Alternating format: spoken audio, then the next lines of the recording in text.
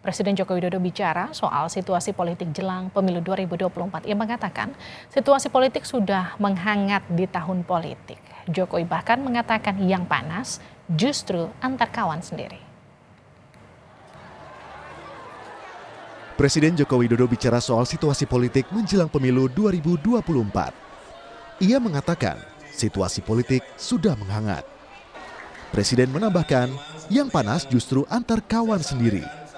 Ia mengingatkan, dalam ajang kompetisi politik seperti saat ini, jangan sampai bermusuhan satu sama lain. Pesan ini disampaikan Jokowi saat pengukuhan DPP Gerakan Angkatan Muda Kristen Indonesia atau GAMKI di Medan, Sumatera Utara Sabtu lalu. Situasi di tahun politik ini sudah mulai hangat-hangat kuku. Dan sudah mulai cenderung menghangat. Agak memanas, tapi belum panas. Dan repotnya yang sudah panas, itu justru antar kawan sendiri. Sudah mulai saling panas memanasi. Upaya untuk menjaga agar suasana politik tetap dingin ditunjukkan oleh para bakal calon presiden.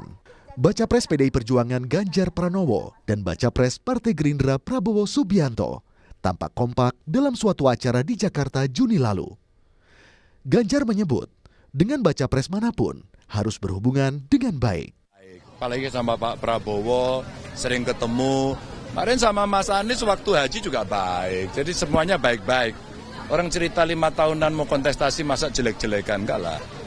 Sementara Prabowo Subianto menyebut, persaingan politik menjelang Pilpres harus dijalani dengan prinsip dan semangat kekeluargaan. Iya tadi ketemu baik, saya hubungannya baik sama beliau. Ya, kita bersaing dengan sehat, bersaing dengan semangat, bersaing dengan kekeluargaan, persaudaraan. Ya, bahwa politik di Indonesia harus politik kekeluargaan, politik di antara saudara. Di hari yang sama, Ganjar Pranowo bertemu dengan Baca Pres Koalisi Perubahan untuk Persatuan Anies Baswedan. Anies mengaku sudah lama bersahabat dengan Ganjar. Anies menegaskan persahabatan yang terjalin tidak boleh berubah meski bakal bersaing di Pilpres 2024. Lawan dalam kompetisi politik pemilu adalah teman dalam demokrasi. Jadi biasa saja, ini adalah sebuah kegiatan untuk memberikan manfaat yang besar buat masyarakat dan tetap berteman. Direktur Eksekutif Indikator Politik Indonesia, Burhanuddin Muhtadi mengatakan, pesan Jokowi yang menyebut antar kawan sendiri bisa diartikan agar sesama parpol pendukung pemerintah yang mengelompok menjadi dua kubu, pendukung Ganjar dan pendukung Prabowo, tidak saling serang. Nah, ini yang saya kira menjadi tanda kutip ya sasaran kritik sekaligus masukan Presiden Jokowi kepada kedua belah pihak agar tidak saling serang karena akan merugikan kepentingan yang lebih besar, terutama bagi proses penyelamatan dan keberhasilan agenda pemerintahan Pak Jokowi. Baik. Jangan lupa ya Sir ya, saling serangnya ini kan sudah sampai misalnya pada isu food estate ya. Food estate ini kan ada serangan kepada program pemerintah terutama yang dianggap menjadi tanggung jawab Menteri Pertahanan. Para bakal calon presiden harus menunjukkan kepada masing-masing pendukungnya bahwa Pilpres bisa berjalan dengan baik sambil terus memaparkan visi misi demi masa depan bangsa. Tim Liputan Kompas TV. Apa makna dari pidato Jokowi yang bilang di tahun politik saat ini sudah mulai memanas? Termasuk di antara sesama kawan. Kita akan bahas bersama pakar komunikasi politik Karim Suryadi. Pak Karim, selamat petang. Selamat petang. Pak Karim, jadi apa makna di balik pernyataan Pak Jokowi soal panas antar kawan? Ini maksudnya ditujukan antar parpol di pemerintah atau gimana? Ya, tentu saja kita akan melihat ini antar partai-partai yang dekat dengan Jokowi.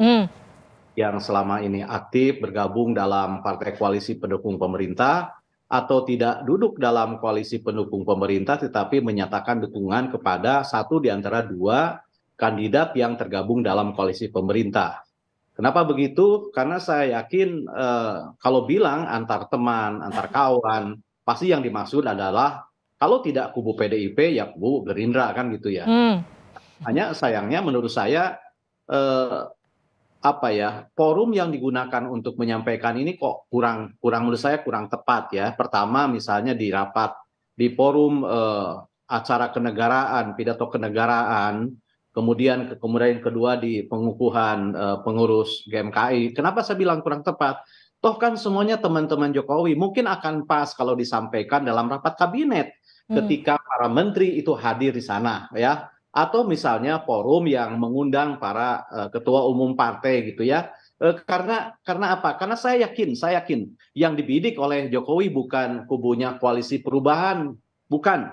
Tapi yang dibidik oleh Jokowi adalah koalisi yang dibesut oleh Gerindra dengan Prabowo dan PDIP dengan Ganjarnya. Saya yakin itu karena dibilang kawan gitu ya. Apalagi kemunculannya misalnya menyusul kritik khas Mas Hasto terhadap post estate ya, meskipun itu gagasan Presiden Joko Widodo tapi dijalankan oleh Menhan kan gitu ya, dengan rincian segala macam gitu ya. Nah, di sana kan lucu ya, sebab kalau kita pahami misalnya kritik Mas Hasto itu kan bukan hanya menyebut Kemhan tapi juga menyebut partai lain. Tetapi partai lain yang disebut di bawahnya itu tidak nyaring gitu kedengarannya. Kenapa? Karena kita tahu ada plasenta yang menghubungkan antara pernyataan presiden dengan kritik ini. Sebab kritik ini mencuat justru di tengah-tengah pembahasan uji materi terhadap usia cawapres. Sehingga tidak salah gitu ya kalau misalnya ada orang yang menghubung-hubungkan mengapa ketika upacara di Istana Negara itu yang dinyanyikan lagu rungkat gitu.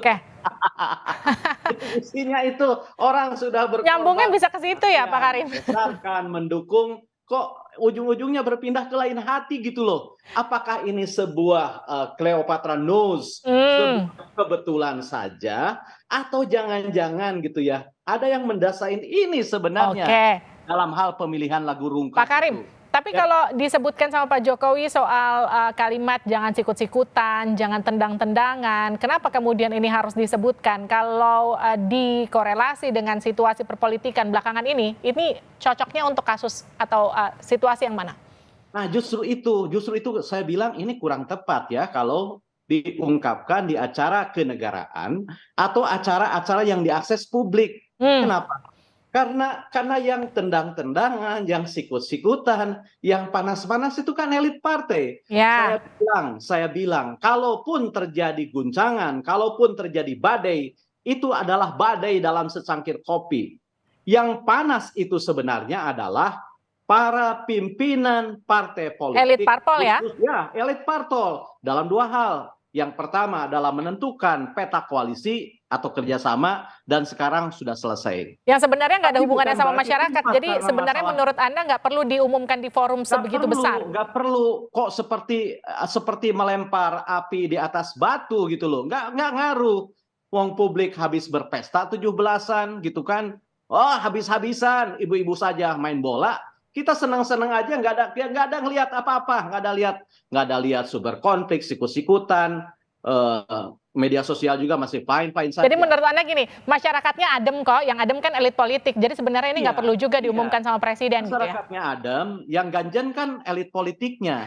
Apalagi sekarang ada bottleneck, sumber potensi, sumber masalah, sumber ketegangan apa? Penetapan calon wakil presiden. Karena sayangnya ya, penetapan calon wakil presiden di Indonesia saat ini belum beranjak dari algoritma dasar. Apa itu? Masih berkutat pada pemilihan calon yang dijamin tidak akan meretakkan atau bahkan menghancurkan bangunan koalisi. Jadi belum beranjak pada kualitas, belum beranjak pada akseptabilitas, belum beranjak pada kesanggupan, belum beranjak pada kemampuan memberikan harapan kepada rakyat, belum. Pak Karim, masih hancur koalisi masih begitu. Jadi kalau disambungkan gini Pak Karim, kalau disambungkan ya ini bentuknya peringatan karena elit parpolnya sudah mulai panas, jangan sampai kemudian panasnya nyampe ke akar rumput, bisa nggak begitu? Bisa, tetapi menurut saya toel saja, colek saja pimpinan parpolnya. Apalagi kan para aktor, para elit ini adalah juga para menteri kan. para menteri atau setidak-tidaknya mereka yang dekat hubungannya dengan presiden. Ada tokoh di DPR, tokoh legislatif gitu. Kalau memang sekarang presiden sudah bersumpah menyatakan proklamasi dengan menegaskan saya adalah presiden, saya bukan palurah, saya tidak akan cawe-cawe. Oke. Kalau itu deklarasinya proklamasi seperti itu, kalau tidak akan lagi mengumpulkan koalisi, partai koalisi pendukung pemerintah karena takut dianggap cawe-cawe, oke. Tetapi akan ada saluran komunikasi yang tidak terbuka. Oke. Ini kan sebenarnya mudah bagi seorang Jokowi untuk mengumpulkan para ketum parpol yang kemudian sempat disinggung tadi oleh Pak Karim, disebutkan sudah mulai panas, justru elit-elit politiknya. Mudah bagi Jokowi untuk mengumpulkan mereka, kemudian menenangkan mereka. Tapi ini kemudian diumumkan di depan halayak, di depan masyarakat begitu. Yang jadi pertanyaan saya sekarang gini, emang mereka ketum parpol, elit politik itu ngerasa dengan apa yang diumumkan sama Pak Jokowi ini? Nah itu dia, jadi saya khawatir pernyataan ini mengandung efek subliminal yang tidak dikehendaki. Efek yang maksudnya untuk memberikan peringatan kepada masyarakat, waspadalah, hati-hatilah gitu ya, karena politik sudah mulai panas. Hati-hati, jangan mudah terpercaya, jangan mudah terkecoh, mungkin maksudnya begitu. Tapi bukankah ketika ada peringatan tentang sesuatu yang tidak dirasa, malah orang yang tidak merasa itu malah penasaran. Anda sering melihat misalnya di jalan-jalan suka ada toko yang bertulisan jangan tengok kiri. Ketika dibilang ada tulisan jangan tengok kiri, umumnya orang menengok kiri. Ada apa sih sebenarnya kan gitu ya. Nah, ketika presiden mengatakan sudah mulai panas, ayah apa sih sebenarnya, ayah naon kan gitu, ayah yawai kan gitu ya. Malah ujungnya ayah yawai presiden gitu. Ini nggak ada apa-apa kok kan gitu ya. Jadi menurut saya ini efek subliminalnya akan jauh lebih besar ketimbang apa yang dimaksudkan oleh presiden untuk waspada dan lain-lain. Apalagi yang disitirnya adalah kawan-kawan presiden. Saya yakin itu kawan-kawan presiden atau kawan-kawan parpolnya presiden. Mudah ya bagi seorang Joko Widodo tentu untuk menenangkan situasi perpolitikan bagi para elit politiknya. Presiden sekarang ini. Nggak perlu nyari momentum untuk kemudian diumumkan depan publik ya. Persis. Terima kasih Pak Karim sudah bergabung bersama kami di Sapa Indonesia Malam.